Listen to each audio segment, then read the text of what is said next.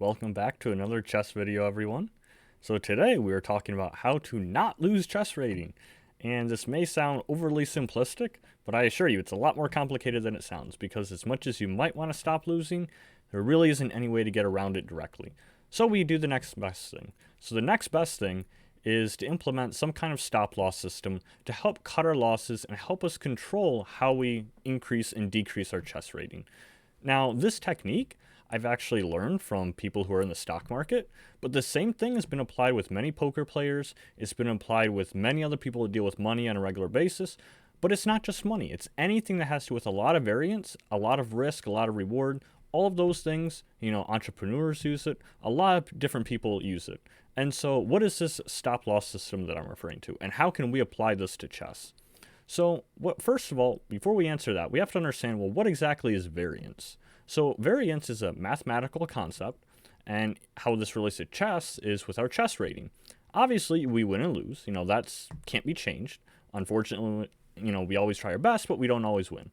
So variance is how often we're normally expected to deviate from that. How often we expect to win or lose. And sometimes we'll have really good days, we'll go up a good amount. Some days will be about the same. Days where you're more similar is lower variance, and days where it's really up and down from day to day, that's higher variance. And so if your rating swings a bunch, goes up a ton one day, drops a lot another day, next day goes up again, that's really volatile or high variance. Usually you want to try and minimize variance. You want your climb to be a little bit more steady. You don't want to drop as dramatically. And so how we do that is by cutting our losses with this method. Now, first of all, let me just show an opening example, just so we kind of have an idea what we're talking about here. So some openings are naturally more susceptible to variance than others. And also certain play styles are also more susceptible. Also time control. There's a lot of different variables that go into how much your rating is going to fluctuate naturally. And that's something that you have to figure out for yourself. So in this, position here, I'll just give an example of a really low variance type of opening. So that would be something that there isn't much risk involved. And so with those, you're going to expect more consistent results for the most part. And so something like that might be something more tame, like maybe the Queen's Gambit declined. So that would be like d4, d5, and then after they play the Queen's Gambit with c4, we just decline it with e6. And it's a very straightforward plan where we can't really go wrong too much. There's not too much upside, there's not too much downside, we just play our game. And if we're in a really good form that day, if we're in a not so great chess form that day, because the opening is fairly straightforward to play, our variance isn't going to be too much because our results are roughly the same. So if we were to keep developing here, all this is normal. They play e3 and we just develop. Say they just keep developing themselves and we castle. Okay, say that's all of your opening. If that's all your opening you knew, that was in your repertoire for whatever reason you played this opening, then you would expect that generally speaking, you would have a little bit less natural fluctuation in your rating. And so that would be lower variance. Now, to give an example of something that's more higher variance, so you get a little bit of a taste of it, let's say after d5 here instead, and they play the Queen's Gambit, let's say you play a little bit riskier. Let's say that instead you play the Slav defense, which is an okay opening. We're just as solid as the Queen's Gambit, so it's not like one is unsound and the other isn't. But let's say they develop, say I play this triangle formation move with e6, but when they develop, I'll play a riskier move. Say in my repertoire, I want to take this pawn.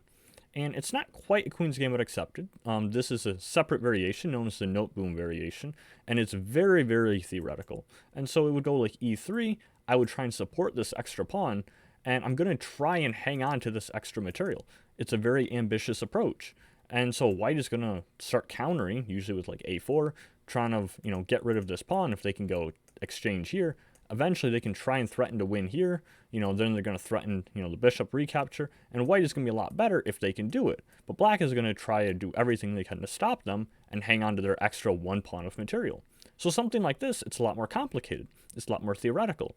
Openings that are more theoretical in nature, things that are more complicated, more calculation, more very precise play, those are going to be higher variance because there's more risk involved. If you're in good form that day, maybe you'll do really well, maybe you're more likely to win. But if you're in slightly worse form, maybe you're more likely to lose because the margin for error was so small. So that's some of the differences in variance and, low or high. Now, let's go over here and I'll show a little more practical into what this approach actually is. So I'll change screen here. Oh, that's actually a really good size. I actually don't have to resize it. I thought I would. So here, I had an article I did a long time ago on chess.com, this blog post, and I'll share a little bit of this story and how I lost a bunch of rating, and I'll show how the stop loss system could have applied to that and how we could have prevented that. So what exactly is this system? Before we start looking at the losses. So what this stop loss system is basically you agree to a certain number, and mentally, whenever you reach that number, you basically stop yourself and you cut your losses. So if we lose a certain amount of chess rating in one session or one day or whatever you agree to beforehand, you stay disciplined to that and you say, if I lost this much, I'm going to stop for the day. And sometimes, for some people, they also like to have the stop loss if they go too high. Because some people, if they're winning a bunch, then they get really scared that they're going to lose it. And then they start playing really differently, usually too timidly, too passively. And then because of that, they actually end up losing because they weren't playing the same way they used to. So you can do this both ways. But I think it's more useful, at least for me personally, to only have a stop loss at the bottom end. If I'm winning, I like to keep playing because I'm in good form, good mood. But when I'm not doing so well, that's when I consider the stop loss method. So basically, what this method is you have to assess what is natural variance for your opening, your play style, how long you play, all of that. And there's no straight answer for it. You have to calculate this yourself. If you want to take out a piece of paper and write this stuff along down with me, that's completely fine. This will be up to you and how you calculate this. And so once you get your numbers, your statistics, your personality, then you can actually apply your system to your game. So with the stop loss, how it works is basically like this. Let's say that I play 10-minute chess. 10-minute is the most popular time control on chess.com. These are all 10-minute games like I was playing here. These are all rated also. I filtered this by rating. And so let's say you play 10-minute games. And let's say that for whatever reason, you want to play 3 hours of chess every day. Or at least when you play chess, you'll play for 3-hour sessions. Now, if you want to tweak this for your own calculations on your own paper, by all means do that. This is just an example, and then we'll see how this relates to variance. And then you apply it to your own game. So what you do is you think, okay, my time control, let's say, is 10 minutes, and let's say I have 3 hours to play for that day. So how much can I play in those 3 hours? So 10-minute games, because it's 10 minutes per side, that's 20 minutes. The game could only go up to roughly 20 minutes. We don't have delay, we don't have increment, so the game can no longer be more than 20 minutes. Okay, so let's just assume the maximum time. Now let's also say, maybe you should analyze your games in between. You've just finished a game, you want to see where you go wrong before the next game. Let's just round up and say 10 minutes of analysis, in between. So let's say half hour. 20 minutes for the game, 10 minutes for the analysis, on to the next game. So now we have 30 minutes that we just took to play one chess game. So in 3 hours, that would be half hour for each, times 6. And so times 3. And then you get to 6 games. So in 3 hours, in 10-minute time control, you can play up to 6 games. Now, that's assuming you go the maximum time. That's an estimate. We're only estimating here. Maybe you're going to hang your queen really early, and the game will be over super fast. Maybe your opponent will resign really early, for whatever reason, internet connection, who knows? It's an estimate. But let's say you go that maximum time. We can estimate roughly 6 games that we're going to play in that day. Now, let's say the same exact person, same 3 hours, but instead of 10-minute chess, what if they wanted to play 5-minute blitz? So now we think, okay, so 5-minute blitz, if that's your main time control, how many games can you play in those 3 hours? And so that's also half the time of the 10-minute. And if you were to do the math the same way, you'll calculate, 5-minute game, that's 10 minutes per game, because 5 minutes per side. Say your analysis is like 5 minutes, round up to 15, and then you realize, you can play 4 games in an hour. And with 3 hours, you get 12 different games. So with the same person, same 3 hours of practice, you can either play roughly 6 games of rapid, 10-minute games, or you can play 12 games of the 5-minute blitz. Now, why does this matter? The reason it matters is because how much you gain or lose, assuming your rating is stabilized on chess.com, it's going to be roughly 8 points for a win that you gain. If you lose, you'll lose roughly 8. And if it's a draw, usually it'll be no change at 0. Now, those figures might be slightly different based on how your opponent is rated. If they're rated higher, then you're obviously expected to lose. So when you win, it'll be an upset victory. You'll gain more points. Also, if you have a newer account, you haven't played in a long time, your rating deviation is going to be a little bit different. And so you might gain or lose more rating based on that. But as an estimate, as what we're doing here, this is all a mathematical estimate. We only need an average. We don't need perfect for every case. Let's just assume you gain or lose 8 rating points based on a win or loss. Okay, so if that's the case, if we take that for the 10-minute example, where they played 10-minute games for 3 hours, then what's going to happen is they have a potential to win or lose up to 48 points of rating in that session. And how you get 48 is because they had 6 games, and let's say they lost every single game. Well, 8 times 6, and so we get 48. Similarly, if they won every game, they could, go up 48. Probably more likely they'll lose every game. It's easier to lose than it is to win. But for our calculations, let's just say that they lose every game, which is probably not going to happen. Most of the case, it'll probably be somewhere within, maybe 20 or so rating. It's not going to be as dramatic.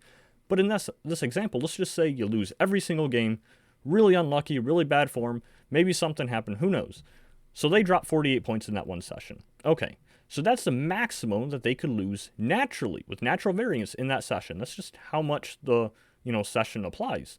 Now, if the same person were playing Blitz, because it's twice as much, they could actually lose up to 96 points, a double of the 10-minute. That's a lot of rating points to lose in one session. Now, the reason this becomes relevant, and you can do this for your piece of paper and calculate this, if you like, is you have to figure out, what am I personally okay with losing? What am I personally okay with winning? And you want to draw some line that's a balance between playing enough that you gain practice and experience and playing enough that, you have some room to go up and down, and also have it not impact you negatively. Because, I don't know about anyone else, but if I just lost 96 points of, Blitz rating, I would be really discouraged. And even 48 points of rapid, that seems too much to me. It's not that it's impossible to happen. It could definitely happen. It's natural variance. But we probably want to stop ourselves before that point. We don't really want to lose 48 points every day. Remember, that's one bad day. That's one bad session. If it's 2 bad days in a row, bad luck happens. Now we just lost double that. And with Blitz, because the 90s, we're looking at almost 200 points for 2 days. What if you have 3 bad days in a row? Now you're losing 300. So the stop-loss system is seeing what's the natural variance and then learning a way to cut your losses. And this is what's cool about this little method. You have to apply it to yourself. So here, let's say that you go with the 10-minute example. That's just what you like to play. So are you okay with losing 48 rating points in that one session? Some people are, some people aren't. Personally, myself, I would say back in the day, I probably would have been okay with it. I don't think I am now. I think, I've matured a little bit, and I don't like so many rating swings. And so maybe for me personally, maybe I'm okay with 30. Like if I lose 30 points, I'm pretty upset about it, but it's not the end of the world. I think I can, calm down, disappointed, come back the next day and move forward and hopefully not lose more rating points the next day. But if it happens, it happens. So if I make 30 my mental stop-loss thing, that means, well, okay, before I would have been losing like 48 on a really bad, my worst. This takes a lot of discipline. It's not easy to implement. But what happens is, if I ever drop 30 points in one day, regardless how it happened for that rating, I just choose, I'm going to take a break, stop for the day, come back another session, preferably another day. Tomorrow's a new day. I can just pick it up from there. And by doing this, it's going to help me cut my losses, because you could think, well, theoretically, you could still take a break and then lose more rating the next day. And yes, that's true. But the difference is a new day, maybe you got something to eat, maybe you're in a better mood, maybe you're just really unlucky the day before and you're in better form. There's so many variables that could affect it. But by just taking the little time, taking the next break, taking the little bit of time that you need, you basically get back into it, refresh yourself. The next day, you come back, you're a lot more likely to play better than when you were really, into it. Because let's say, the 3-hour session, that's 3 hours of playing. That's 3 hours of fatigue. Whether you think it's affecting your mood or not, that's still 3 hours of mental strain that you're playing chess. And you're not going to play as good form as if you were really fresh and just got up and you're just about to play. So in that example, with the rapid one, I could agree to make 30, a little bit less than my natural variance of what it was 48. Before, if I just played regular chess, I could drop 48 in one session. But if I have the stop-loss system, I'll stop myself at 30 and cut my losses, which long-term is going to help me, because then I didn't have to waste time losing that rating and then trying to get it back. I can just start from trying to get the 30 back before.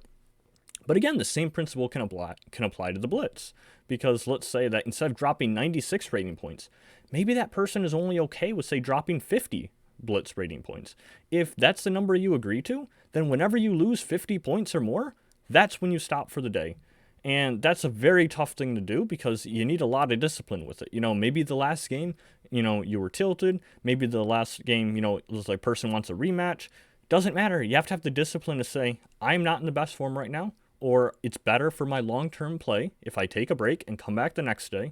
And by doing so, you're going to help cut your losses. And by cutting your losses, that's more or less the same way as saying you're improving, because you have more chance of winning, later on. You're not trying to gain back the rating you lost. You're just now trying to go up sooner. And so that's a really useful method. Now, again, what you have to do is the same mathematical thing that I just did, where you think of what time control you have, how much time you have to play in the day. Because, in my example, I said 3 hours. But notice how very different this could be. If you change the time control, say like 1 minute bullet, you're going to have way more variance because you're playing more games than if you played like rapid, And similarly, if you play longer sessions, like in my example, I had 3 hours. Well, you're going to have way more variance potential if you're like playing like 8 hours a day. Or, some days when I first started chess, I was so into chess.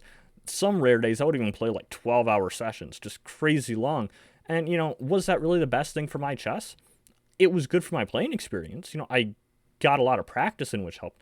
But I think looking back, I think that was way too much. And I don't think I was really playing my top quality chess when I was at like hour 12 compared to like maybe 2 or 3 hours in.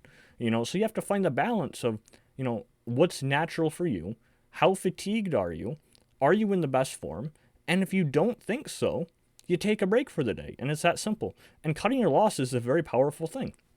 Like I said, this principle was first, used by people at the stock market, especially anyone in business or money, because you don't want to lose too much in one day. You have to kind of control it a little bit so your emotions don't get clouded. And the same thing can apply to chess because, as we all know, the rating goes up and down so much. And I can try and give you these tips of advice and try and help you and motivate you. But I really, as much as I would like to, I can't make anyone stop losing. But with this system, this is the best way that I have that you can try and control your losses. Now, I will say one thing before I get to these games, which I still have up here, is you don't want to make it too low. And what I mean by too low is, let's say that you're really bad with, I don't want to lose any rating. Okay, fine. What if they are like, if I lose one game, I'm done? I mean, maybe some people are really tilted. Maybe that's how it happens. I think most people can probably survive one loss and keep playing. And so you have to think, well, how many losses am I okay with in one session? And if the problem is if you set your rating too low, like say I only want to lose one game, I'm done. If you do that, maybe that's best for you. You do whatever you like. It's your rating. But the problem is then you're limiting your experience. And if you make the rating too low, like you really don't like swings of any kind, what's going to happen is you might think it solves your variance because then you're not dropping as much. But then you're going to basically become scared to play where you really don't want to play. Now you're playing so you don't lose. And that's probably going to make it more likely you'll lose because then you're not playing for a win anymore. Or at the very least, you'll be playing less often. And then, although you think you solved your tilt problem or your variance problem, all you've done is you've created a new problem, becoming unmotivated because now you really don't want to play and risk rating. So you have to find a balance between I'm okay with losing this amount and it's not going to be the end of the world. If it's the end of the world, whatever, but it's not like that. It's okay. I can take a break and come back.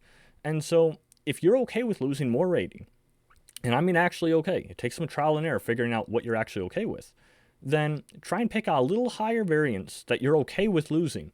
Because the higher you make it, the more experience that you'll get and the more playing that you can do. And that's going to help you long term, but you have to be okay with it because your emotions have to be into it. Because if you get tilted or something, you're just better off taking a break. If you're even not tilted, but you're playing kind of a little lower form, maybe you're fatigued from playing several hours earlier, it's also a time to take a break because if you get too low, you're not playing at your optimal ability. So using this as an example here, what I showed was, this article here, this blog post, I wrote this back in October of 2021. Now, as you can see by the title, I'll maybe leave a link in the video description if you want to read it on your own. I dropped a lot of rating points. This 47 here is a little misleading because that's in the last 90 days, you can see here. I actually dropped roughly 100 points, and you'll see that if you read this, see how I handled that rating drop. But I'll kind of walk you through how much I dropped. And this wasn't my worst drop by any means, but it was a pivotal one for my chess journey that kind of helped me, develop systems like this to try and cut my losses and eventually make a video for everyone else so they can also try and cut their losses. So remember, this was uploaded October 19th. So I'll show you kind of leading up to it what this kind of looked like. So here, it looks like a few games, October 16th. So I played a game, I won, then I had 2 losses, and then I won. It's like, okay, that looks like a fairly normal day. Apparently that day I only played 4 games, or maybe I played some games earlier and it didn't load, whatever. It's, okay, that's how much time I had. Now remember, these are 10-minute games, so this is roughly 2 hours that I was playing, assuming each game went kind of long. And all these games look relatively long, other than this, one game that was really short. So, probably hour and a half, 2 hours I was playing that day, which is a decent amount of chess. Now, let's scroll up a bit, because that's okay. That's not a huge tilt. That's not a huge rating drop. That's not natural variance. That's just a regular day. So now we get to this, October 17th. Now, again, the problem with this is you never know if you're going to go up or down. When you lose a game, you don't know if the next game you're going to keep dropping, with all the games after, or if the next game you're going to win or get a draw, and then something will spark, and then you'll start winning again. And so it's really difficult. Without a stop-loss system, you're basically gambling your rating. So let's see. So going back to this here, on the 17th, so the first game I played, I lost. Then I won. That's pretty normal. And, that might feel good with the motivation. To feel like, okay, I lost game, won a game, it's not a big deal. But then I have 3 losses in a row. Now, this is not good. Some people might argue if they're really bad at variance, they'll just take a break right there. If you start losing enough in a row, maybe some people are like, I lose 3 games, I'm done. That's fair. It's different for each person. But for me, I kind of knew myself well enough. And at that time, I thought, yeah, I can keep playing. And so this is kind of not really a new day, because it says October 18th here. But I remember this. This was one session, because what happened was I was playing late at night, and I was going into the next day. So this is after midnight, but this is the same session. And so after my 3 losses, my very next game, I won. And it seems like, okay, great, I'm starting to come back with the rating, we're doing good. But then I lose the next game. Okay, that's unfortunate, but I might still go up again. I might still keep winning. And so I keep playing. Well, the next game is a draw. And if you're, 3 losses, a win, and a draw, win, loss, and then a draw, you might start considering, maybe I could have taken a break. With a stop-loss system, I probably could have stopped at one of those points earlier and cut my losses and not dropped as much. But without implementing that system, without knowing those things back then, I kept playing because I thought, well, I might have a chance of going up. But the problem is, how many hours was I playing already? If we go back here, the 17th, that's 1 game, 2, 3, 4, 5, 6, 7, 8 games. Let's just say, half hour each, because they're 10-minute games. So that's 4 hours of chess. Can I be playing my best absolute optimal chess after 4 hours compared to if I was starting fresh? Most people probably not. And I think when you're more experienced, you can play at a higher level, after so many hours. But you're still not playing to your very optimal chess. Chess is a very mentally draining game, and you have to stick with it, and there's just simply, you can't, you can't keep up that level of mental ability for so long. So after the draw, I kept playing instead of my stop-loss system. And I lost the next game, and then I got a draw. And again, these draws are discouraging in a bad way, because you get these draws, you think, maybe I can turn it around, maybe I can start winning. If I had lost all these games in a row, I probably would have quit out of disgust and, disappointment. But because these draws are maybe an occasional win, you give this false sense of hope, like, maybe I can turn it around. And that's the tough thing, because sometimes you do. With a stop-loss system, maybe you will stop right before you start winning. But long-term, statistically, you're probably going to win less often than when you'll lose. And so you're still better off long-term by taking a break. And this is where the discipline comes in, because after this other draw, I had 3 losses. Just straight in a row, 3 losses after that. That's a lot of losing. We had several draws here, a lot of losses. This is a lot. I mean, again, I dropped roughly 100 rating points, in those 2 days. And so it was at this point, well after midnight now, and I'm really tired and pretty disappointed about that. You can read about this in this blog, post that I did. And, basically what happened, as you'll read here, is I was pretty discouraged with it. I finally stopped, and I decided to go to bed. I mean, it's late, I'm tired. Okay, so I go to sleep. Then I have that moment where you can read about in that blog post where, I really started looking at things differently. And this was midday, the 18th now, because it was after midnight, really early the 18th. Slept through most good portion of the day. And then during the, afternoon, evening of that day, then I started writing that blog post. You can see here it was uploaded the next day. It was the 19th at 2:59 a.m. But, because I'd stayed up so late the day before, that was sort of a normal time for me at that moment. So what happened is, I posted that blog post, and that was the 19th. And we see I didn't play any games the entire 19th, because A, I just dropped a bunch of this rating, and B, I was busy writing that blog post. And then, as you can see here, the 20th, well, after all of that, and I took a break, well, my next 3 games I won. And, it wasn't all like that. If I were to scroll up more, there'd be more losses and wins, and it's this back and forth thing where, that's never going to end. There's always going to be these ups and downs of winning, losing, losing, winning. That's just natural to chess. And that's natural to anything where there's some kind of variance involved. Now, the reason I bring up all this is because if you had implemented a stop-loss system, like I did not do here, or didn't follow through with, I could have cut my losses way back here. And look at all these games that I had to come back and struggle, and recover. If I'd stopped, like, say, right here, like hypothetically, it could be at any point, but let's say I stopped at this moment. That means this loss, draw, loss, draw, loss, loss, loss. I could have prevented all of that. So that's what, like, 5 losses and 2 draws? I mean, 5 losses, 8, let's say 8 rating points each, hypothetically, it's like 35 points plus the draws. I probably lose rating in some of those. We're looking at 35, 40 rating points or so that I could have saved myself. But instead, I lost and had to recover and work my way through those. So a stop-loss system is very important because it can save you a lot of time, a lot of struggle, a lot of mental energy. And you're not going to be losing as much. It's difficult because, you have to stay disciplined and decide to stick with it. Or an advanced version of this is you think of a stop-loss system, and then some days you give yourself a free pass if you want to keep playing. But you make a very conscious effort to stick with that most days, and the few days you don't, that you're risking. It's under that realization. It's not just some wanton, I'm going to play, keep playing. Because if you don't have a stop-loss system at all in place, what's going to happen is, you just play based on how you feel, and oftentimes with natural variance, you're going to lose way more rating than what you're actually okay with losing, and then you're more likely to lose. So if you do have a stop-loss system in place that you're super disciplined with, you stick with all the time, or if you have a stop-loss system, but it's, something that you follow 90% of the time, but 10% you make a very conscious effort to say, today I can afford to risk a little more rating and I'm okay with that. If you do that, you're still going to cut a lot of losses out of your potential, chess rating, which is good for your long-term improvement, it's good for your mental health, it's good for motivation, it's just good in general. And, as much as we think we're very systematic robots, we're not. We're human. We have emotions. These things are something to keep in mind. So with that being said, that is how you use the stop-loss system. That is how you can apply it to chess. Going back to this again, with the openings, I play a fairly sharp play style. I play, openings that are fairly theoretical. I don't play crazy unsound stuff, but I do play risky chess sometimes. That's just my natural play style. And so you could argue that I might lose and gain a little more rating than most people because I play some more ambitious openings, kind of like the note boom variation that we looked at.